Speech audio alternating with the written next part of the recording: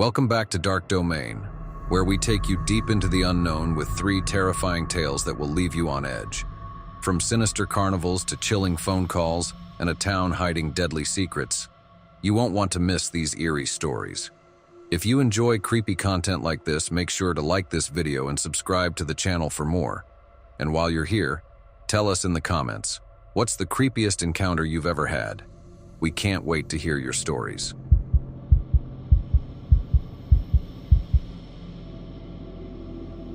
The Carnival's Secret. I never expected to end up in Santa Fe. Not that I had much choice. Life has a way of pushing you to places you never intended to go. For me, that place was a small, run-down carnival on the outskirts of town. A relic from another time. A place where the paint was peeling, the rides creaked, and the air smelled of stale popcorn. My name is Daniel Cruz, and I'm a reporter. At least I was. A few years ago, I had a good thing going back in Albuquerque, but that fell apart. Bad choices, bad luck. It's all the same in the end. So when I heard about strange things happening at Delgado's traveling carnival, I jumped at the chance to write again, even if it was just a piece for a local magazine. I didn't expect much, but I figured it'd be a good way to kill a few days. I didn't know I'd end up stumbling onto something that would haunt me forever. The carnival wasn't much to look at when I arrived. A handful of rusted rides, a few cheap games, and a small tent advertising the greatest sideshow on Earth. It had seen better days, but there was a certain charm to it, a kind of melancholy nostalgia that drew in tourists passing through town. But that wasn't why I was there. I was there because for the last few months people had been disappearing.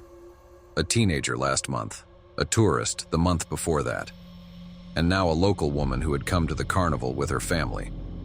None of them had been found, and the only thing they had in common was that they had all visited Delgado's. I'd done my research before coming. The carnival's owner, Hector Delgado, had been running the show for nearly 40 years. He was a quiet man, kept to himself, and rarely spoke to anyone outside of his crew. But his carnival had a reputation, a dark one. I wasn't sure what I was looking for, but I knew there was something off about the place. The smiles on the workers' faces felt forced. The laughter from the crowd seemed hollow. And the sideshow tent. There was something about it that made my skin crawl. I decided to start there. The sideshow was a small tent tucked away in the far corner of the carnival, almost as if they didn't want it to be found. A hand-painted sign outside advertised the usual fare, freaks of nature, oddities, and wonders beyond belief. I'd seen plenty of sideshows in my time, and I figured this one would be no different. Cheap tricks, exaggerated deformities, that sort of thing. Inside, the air was thick with the smell of dust and sweat. A small crowd had gathered around the stage where a man was performing. He was tall, thin, and covered in tattoos, his face expressionless as he balanced knives on the tip of his fingers. The crowd watched in silence, transfixed. But it wasn't the man who caught my attention. It was the woman standing off to the side, watching from the shadows.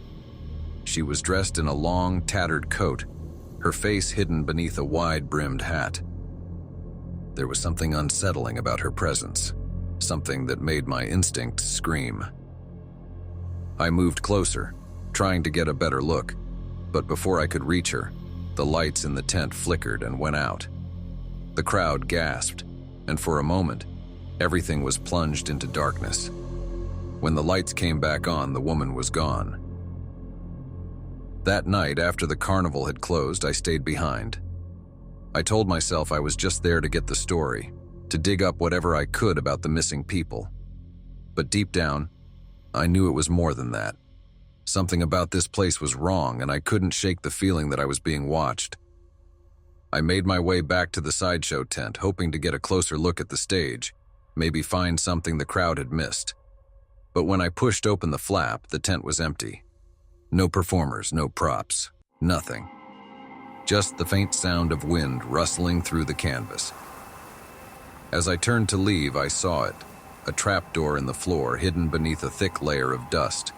It was small, barely noticeable, but there was no mistaking it. I knelt down, my hands shaking as I pried it open. Beneath the door was a narrow, winding staircase that led down into the darkness. I don't know why I went down there. Curiosity, maybe.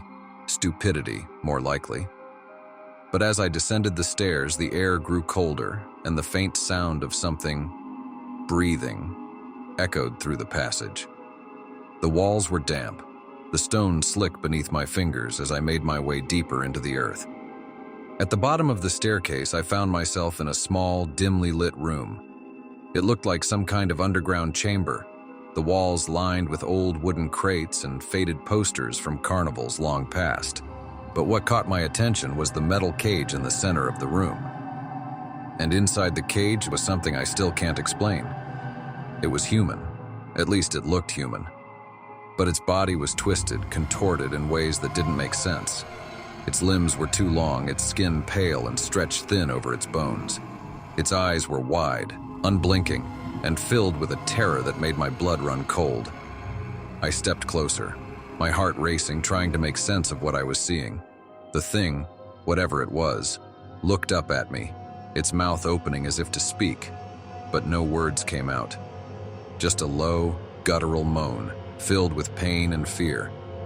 Behind me, I heard the door creak open. I spun around, my flashlight catching the outline of a figure standing in the doorway. It was the woman from the sideshow, her wide-brimmed hat casting a shadow over her face. "You shouldn't be here," she said, her voice low and cold. What is that?"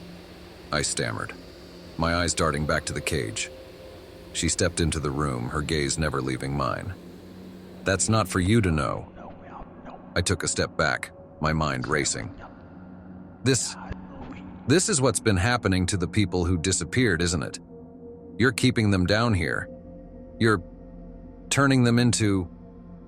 She didn't respond. Instead, she reached into her coat and pulled out a small silver key. Without a word, she unlocked the cage and let the creature out. I froze, my heart pounding in my chest as the thing crawled toward me, its eyes filled with desperation. I tried to move, to run, but my legs wouldn't listen. The woman stepped closer, her voice barely a whisper. We all belonged to the carnival in the end. I don't remember how I got out of there. The next thing I knew, I was stumbling through the empty carnival grounds, the distant sound of laughter echoing in my ears. The morning sun was just beginning to rise, casting long shadows across the rides, but the place felt abandoned. I never went back to the carnival. I never filed the story either. No one would have believed me, and even if they did, what could they have done? But I know what I saw. And I know that somewhere beneath the carnival, the cage is still there, waiting.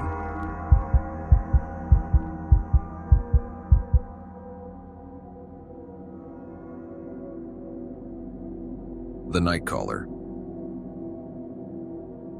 It started with the phone calls. I had just moved to Helena, Montana, trying to escape the noise of city life. This small, quiet town seemed like the perfect place for some peace and solitude. But the peace didn't last long. The first call came late on a Tuesday night, around 2 a.m. I was half asleep when my phone rang. Without checking the caller ID, I answered. "Hello?" Nothing. Just static. I hung up, thinking it was a wrong number. But the next night it happened again. Same time, same static. I thought it was odd, but I brushed it off.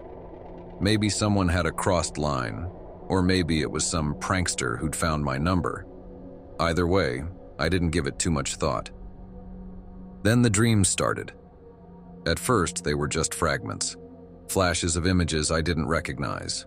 Dark forests, deep waters, figures standing in the shadows.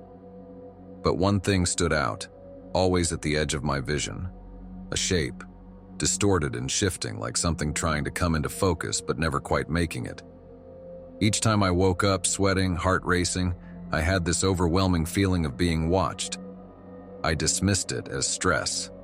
After all, I had been working a lot lately, trying to settle into my new place, and I'd been feeling a little isolated. But the dreams persisted, and so did the calls. By the end of the week, they were happening every night at exactly 2 a.m. I even tried unplugging the phone from the wall, but it still rang. Somehow, it rang. One night I stayed awake waiting for the call. When it came, I was ready. "Hello?" I said again. This time there was something different, a faint sound beyond the static, like someone trying to speak. A word, maybe? Or a name? I leaned in closer, straining to hear, and then it hit me. Someone was whispering my name. My pulse quickened and I hung up, shaking. I couldn't take it anymore. The next day I went to the local phone company to ask if they could trace the number. After an hour of looking through records, the technician gave me a confused look. "There's no record of any calls to your number at that time," he said. "It's like they never happened." I left the office feeling more unsettled than before. Something was happening to me, and I had no way to explain it. That night, the dreams escalated. I found myself standing in front of a massive stone monolith, ancient symbols etched into its surface. The wind howled around me, and I felt that familiar presence again, watching. I turned, and for the first time I saw it. Something tall, something inhuman, standing just beyond the reach of the light. Its eyes glowed, and its mouth twisted into something that might have been a smile. Then it stepped toward me, and I woke up gasping for air. I knew I needed help. I wasn't crazy, at least I didn't think I was. So I reached out to the only person in town who might be able to give me answers. An old local historian named Gerald. Gerald was known for his research into Helena's history, particularly its stranger parts. When I told him about the calls and the dreams, he didn't seem surprised. He invited me to his house the next day, saying there was something I needed to see. When I arrived, Gerald led me to his basement, which was filled with books and strange artifacts. He pulled out a map of the area and pointed to a location in the nearby mountains. "Back in the 1800s, there was a mining operation here," he said. "But the miners discovered something unnatural. They called it the Night Caller. They said it was an ancient spirit, something that lived beneath the ground and that it could communicate through dreams. The legend goes that if it chooses you, there's no escape." I stared at the map, feeling a chill run down my spine. Why would it choose me? Gerald looked at me, his face grim. "Sometimes it picks people at random. Other times it's drawn to something in their past." I didn't want to believe it, but everything made too much sense. The calls, the dreams, the feeling of being watched. It was all connected. I asked him what I could do to stop it. "There's a ritual," he said, "a way to sever the connection. But it's dangerous, and if you fail, it could claim you for good." I didn't have a choice. That night, Gerald came to my house, bringing with him candles, symbols, and old texts. We prepared the ritual, and I followed his instructions to the letter. As I spoke the final words, the wind outside picked up, howling like a storm. The lights flickered, and the temperature in the room dropped sharply. Then the phone rang. 2 a.m., sharp. I hesitated, staring at the phone, my hand shaking as I reached for it. Gerald motioned for me to answer. I picked up, expecting the usual static, but instead, there was silence. Deep, unnerving silence. And then I heard it, the voice. Clear this time. And it wasn't just a whisper. It was calling my name, over and over again, louder and louder, until it filled my ears, filled my head, and all I could hear was my name being screamed by something that wasn't human. I dropped the phone, gasping for breath. The room spun and I collapsed to my knees. Then everything stopped. The wind, the noise, the voice. It was all gone. Gerald helped me up, and for the first time in weeks, I felt a strange calm wash over me. "It's over," he said, though I could hear the doubt in his voice. But I knew better. The night caller wasn't gone, not entirely. And as I lie awake that night, staring at the phone in the dark, I couldn't shake the feeling that, sooner or later, it would call again. And this time I wouldn't be able to hang up. The Shadows of Selby. I've always prided myself on being a rational guy. I don't buy into superstition urban legends, or any of that paranormal junk you hear about in small towns. But after what happened in Selby, I'm not so sure anymore. My name is Kyle Murray, and I've spent the last 10 years working as a high school teacher, guiding teenagers through the chaos of adolescence. But last fall, something happened that I can't explain, something that still haunts me every day. It was mid-October, a few weeks before Halloween, when the strange things started happening. The town of Selby is small, barely more than a few streets and a school. The kind of place where everyone knows everyone and nothing ever really changes. It's quiet, safe, until it wasn't. I first noticed it with my students. The kids in my history class, normally rowdy and loud, had started acting strange. Not all of them, just a few. Casey Bennett and her best friend Megan Cole, both seniors, had always been inseparable. Popular, confident, the kind of girls who ran the school. But lately, their friendship had taken on an unsettling edge. They were acting off. At first, it was subtle. Whispered conversations in the back of the classroom. Long, unblinking stares that made me uneasy. But then things escalated. I'd catch them glaring at other students, and not in the usual teenage mean girl way. No, this was different. They weren't just angry, they were filled with something darker, something I couldn't put my finger on. Then people started getting hurt. It began with small accidents, a broken arm during gym class, a cheerleader falling down the stairs. But as the days went on, the accidents became more severe. One of my students, Jake Saunders, was found unconscious behind the bleachers, his face bruised and bloodied as if he'd been in a fight. But no one had seen anything.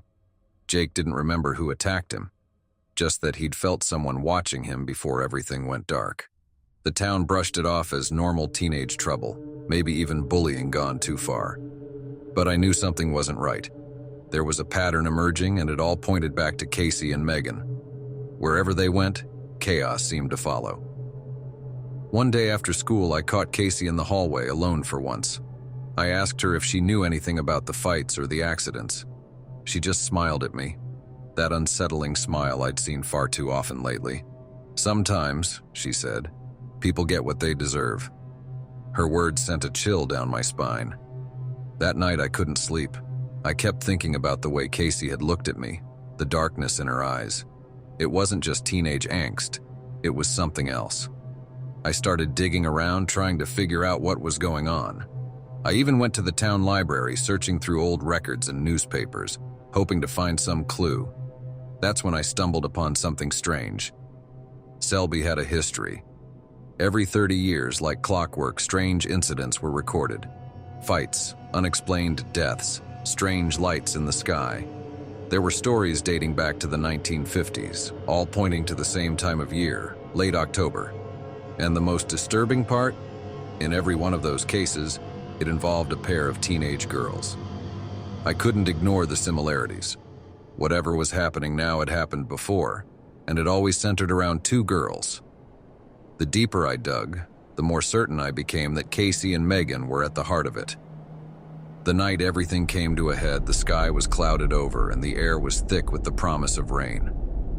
I was grading papers in my classroom after hours when I heard a noise. Footsteps, faint but steady, echoing down the hallway. I assumed it was one of the janitors, but when I stepped into the hall, it was empty. And then the lights flickered. I stood there for a moment listening. The air felt charged, like the electricity wasn't just in the wires, but in the walls, the floors, even in the air itself.